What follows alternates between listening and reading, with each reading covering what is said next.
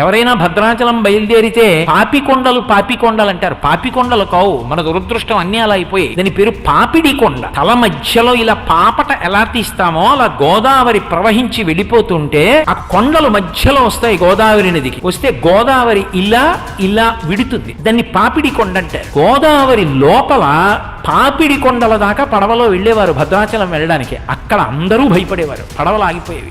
లోపల నుంచి సింహగర్జన వినపడేది.